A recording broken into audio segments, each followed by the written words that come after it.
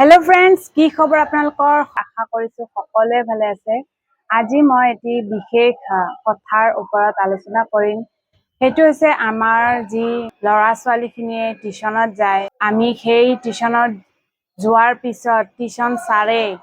মানে কেনেকুৱা ব্যৱহাৰ কৰে কেনেকৈ পঢ়ায় সেইটোৰ ওপৰত আমি গুৰুত্ব দিছো নে দিয়া নাই সন্তানটোৱে কিবা অসুবিধা পাইছে নেকি সেইটোৰ ওপৰত আমি গুৰুত্ব দিছো নে নাই সেইটোৰ ওপৰত আলোচনা কৰিম মই যেটো এজনী মাক হিচাপে দেখিলো শুনিলো বুজিলো সেইটো বহুত বেয়া লাগিছে মোৰ আমি মাক দেউতাক বোৰে এইটো ভাবো যে আমাৰ বাচ্চাই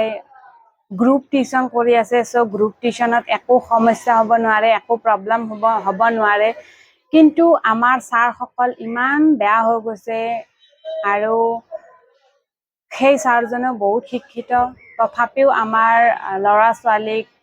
এই সৰু সৰু কণ বাচ্চাসকলক এবিউজ কৰিব নেৰে কি কম এনেকৈ ক'ব লাগিব আৰু উপায়ো নাই মই মাক হিচাপে যিখিনি মোৰ সন্তানৰ পৰা শুনিলো সেইটো বহুত দুখ লাগিছে মোৰ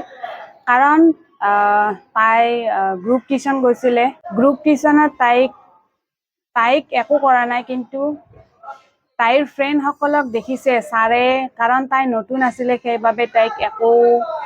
কৰাৰ চান্স পোৱা নাই কিন্তু তাই যেটো দেখিছে যে বাকি যিখিনি ছোৱালী ষ্টুডেন্ট আছে সেই সকলক ছাৰজনে গাত ধৰে পিছফালৰ পৰা গৈ পিঠিত টাচ কৰে তাই দুদিন টিউশনত গৈছিলে কিন্তু সেই দুদিনত যি বৰ্ণনা দিছে সেইটো মই ভাবো যে আমাৰ পেৰেন্টছ সকলক মোক কোৱা দায়িত্ব যে আপোনালোকে প্লিজ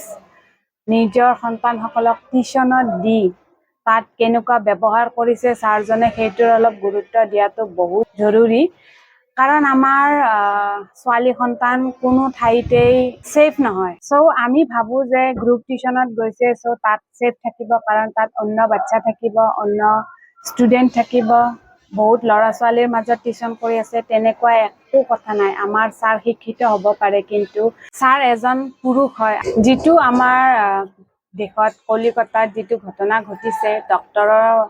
ডক্টৰ সকলেও সেফ নহয় তেনেহলে আমাৰ সন্তানক আমি বেছিকৈ গুৰুত্ব দিব লাগিব কৰবাত পঠোৱাৰ আগতে আমি সকলোখিনি চাই চিটি আৰু আমাৰ দায়িত্ব আমি পেৰেন্টছ সকলে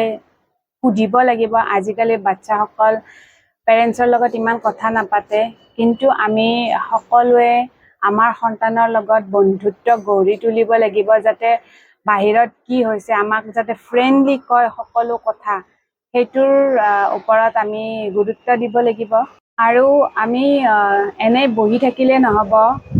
মই যেটো গম পাইছো যে যিখিনি ষ্টুডেন্টে তাত টিউশন কৰি আছিলে ছোৱালী সেই সকলে কিন্তু নিজৰ পেৰেন্টছক এই কথা কোৱা নাই কিন্তু মোৰ সন্তানে কৈছে বাৰু আহি মোৰ ছোৱালীজনীয়ে কিয় কোৱা নাই আৰু এই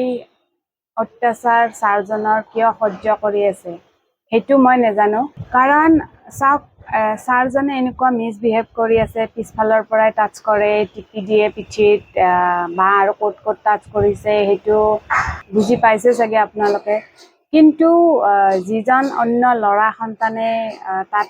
পঢ়ি আছিলে সকলোৰে চকু খোলা আছিলে ছাৰজনে হয়তো গমে পোৱা নাই আজিকালিৰ বাচ্চাসকল বেছি টেলেণ্টেড হয় ছাৰ সকলকো কম যে আপোনালোকে যেনেকুৱা ব্যৱহাৰ কৰে ষ্টুডেণ্টক প্ৰায় নিউজ এইবিলাকত ওলাই থাকে কিন্তু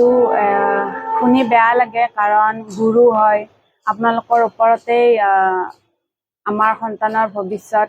সকলো ছাৰ তেনেকুৱা নহয় বাৰু মই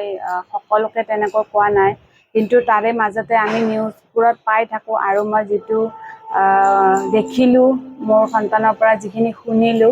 সেইটো বহুত বেয়া লগা আৰু আমি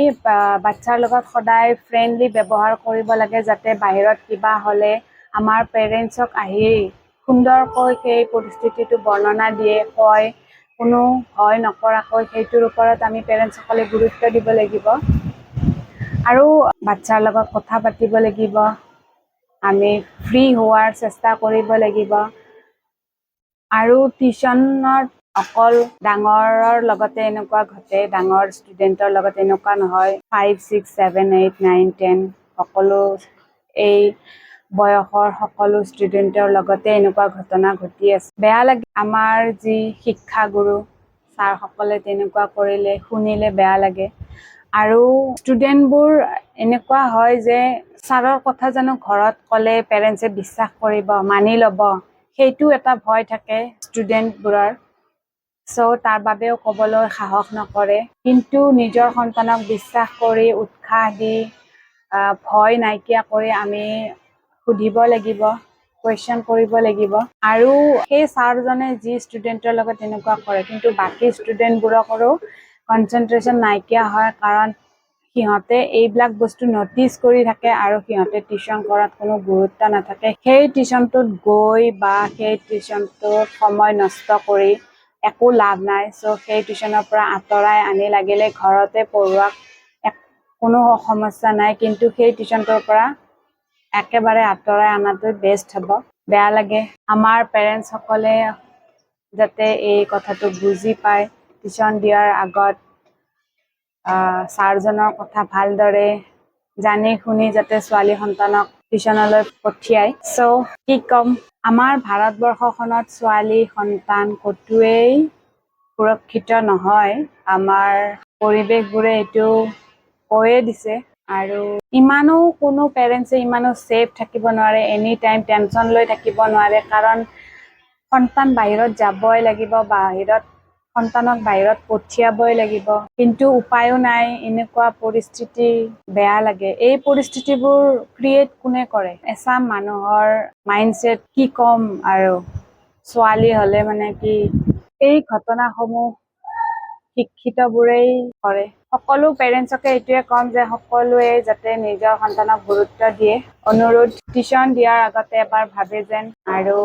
ষ্টুডেণ্টবোৰেও এইটো নিজৰ দায়িত্ব হিচাপে ল'ব লাগে যে সকলো বাহিৰৰ যি ঘটনা